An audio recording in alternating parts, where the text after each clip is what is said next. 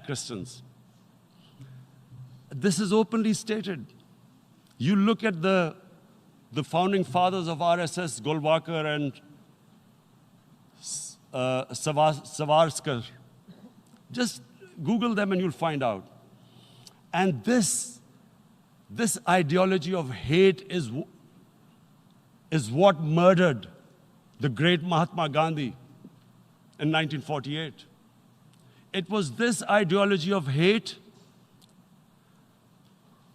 that made Narendra Modi in 2002 do a pogrom against Muslims in Gujarat when he was the chief minister.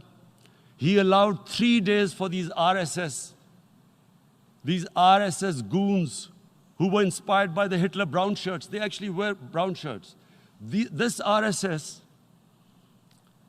the Congress Home Minister gave a statement that in RSS camps, terrorists are being trained. And these terrorists butchered 2,000 Muslims and 150,000 Muslims were made homeless. Narendra Modi could not travel to the US because of that. And I need to make you understand this background before I explain to you that what sort of a mindset would lay siege to 8 million people with 900,000 troops. Women, children, sick people, locked in as animals. In fact, of what I know of England, if 8 million animals were locked in, the RSPCA would have made a lot of noise about it. These are human beings.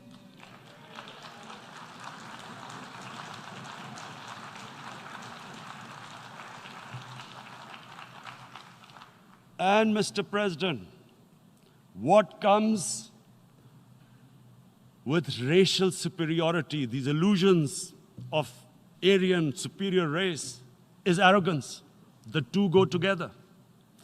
And it's arrogance that makes people make mistakes and do stupid things. Cruel things like what Narendra Modi has done. It's sheer arrogance.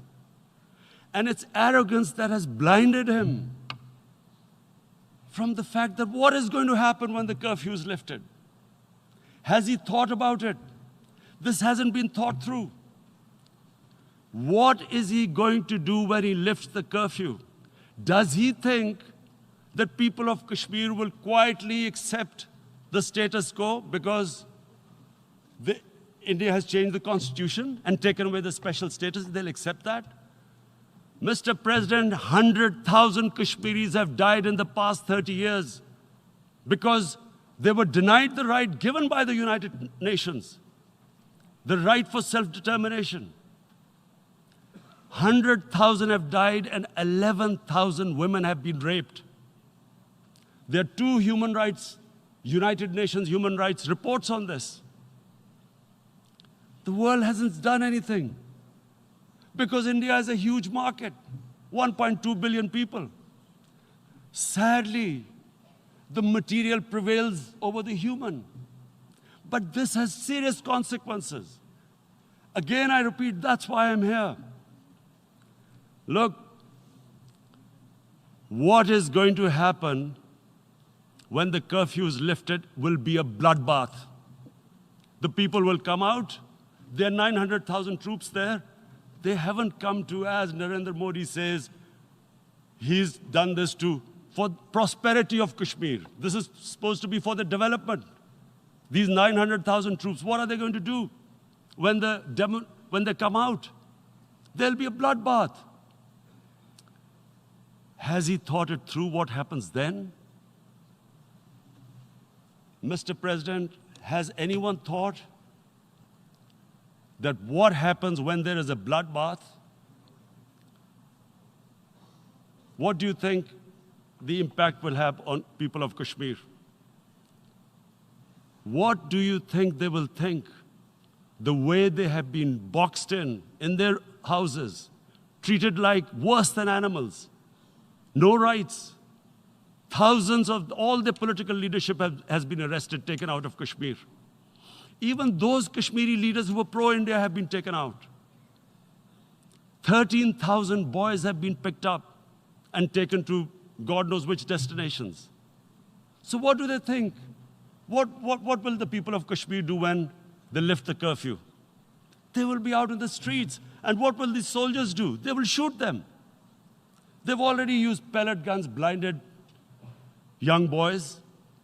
In the last 6 years, the 5 years, the oppression that has gone on in Kashmir. And so, Kashmiris will be further radicalized. Mr. President, there will be another Pulwama. And guess what? India will blame us. They're already blaming us. They're saying all this is happening because of Pakistan. One of their defense ministers said, there are 500 terrorists lined up on the border to go in. Why would Pakistan send 500 terrorists when there are 900,000 troops? What impact are they going to make? What will they do? And don't we know that the moment there is some terrorist attack, all that will happen is there'll be further cruelty and oppression of the people of Kashmir. We will just give the 900,000 troops to further crush the people of Kashmir. And then we'll give the Indian government an excuse that, look, Pakistan is a terrorist state, and this mantra that has gone on, Islamic terrorism. The moment you use this catchword, Islamic terrorism, the whole world turns away. No one talks about human rights. You can do whatever you want, which is what has happened in Kashmir, because they keep using this word, Islamic terrorism. And this is what they're doing right now. What do we benefit from further increasing the cruelty on the people of Kashmir? And why would we want this? But there is no other narrative left for India.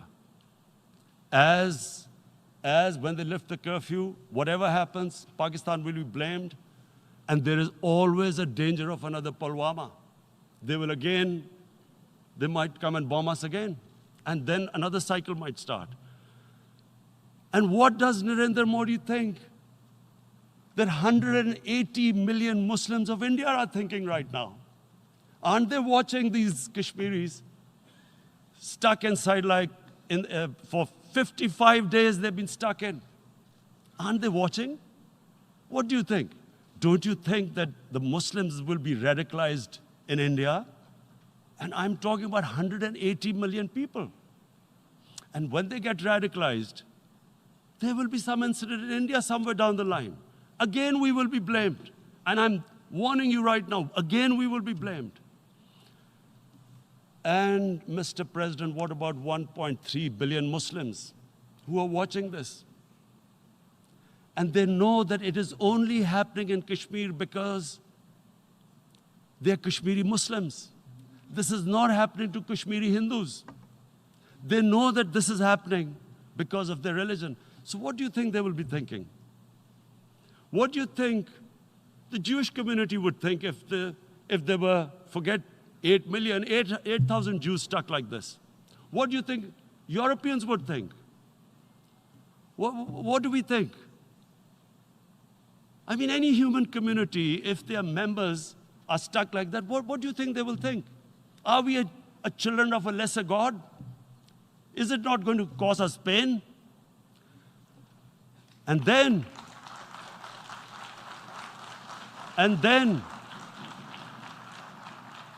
I'll tell you what will happen. People will, in the 1.3 billion Muslims, someone will pick up arms. I know we've been brought up with films, Western films. This good, decent guy doesn't get justice. He decides to pick up a gun and start seeking justice. There was a film made in New York, famous film called Death Wish.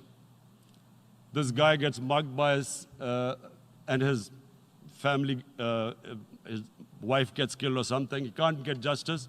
He picks up a gun and he goes around shooting muggers. And the whole cinema cheers him on. So what do you think the Muslims are thinking right now? If there is a bloodbath, there will be Muslims becoming radicals, not because of Islam, but because of what they will see, that there's no justice when it comes to Muslims. There were Rohingya Muslims, Myanmar, who are, God knows, almost 1 million people out, ethnic cleansing. What was the response of the world community? So what do you think will be the response of 1.3 billion Muslims? I picture myself. I'm in Kashmir. I've been locked up for 55 days. I have heard about, and there are rapes, Indian Army going into homes, soldiers. Would I want to live this humiliation? Would I want to live like that? I would pick up a gun. You're forcing people. You are forcing people into radicalization. When people lose the will to live, what is there to live for? And this is what, if you can do this to human beings, you are actually radicalizing people. And so, Mr. President, I want to repeat here, this is one of the most critical times. There will be a reaction to this. Pakistan will be blamed. 2 nuclear-armed countries will come face to face, like we came in February. And before we head in that direction, the United Nations has a responsibility. This is why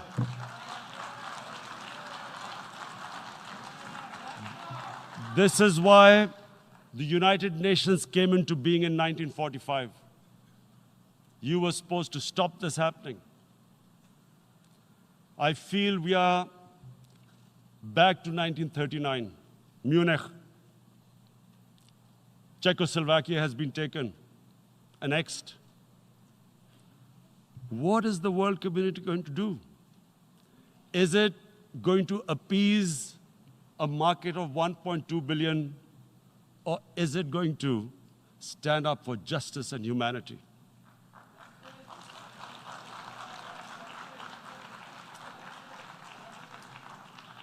If this goes wrong, you hope for the best, but be prepared for the worst. If a conventional war starts between the 2 countries, Mr. President, if a conventional war starts, and anything could happen, but supposing a country 7 times smaller than its neighbor is faced with the choice, either you surrender or you fight for your freedom till death, what will we do? I ask myself this question. And my belief is, La ilaha illallah, there is no God but one. And we will fight. And when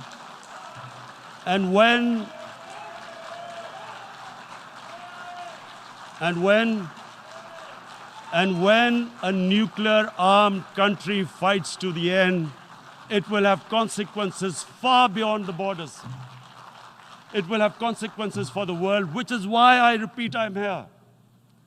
Because I'm warning you, it's not a threat. It's a fair worry that where are we headed?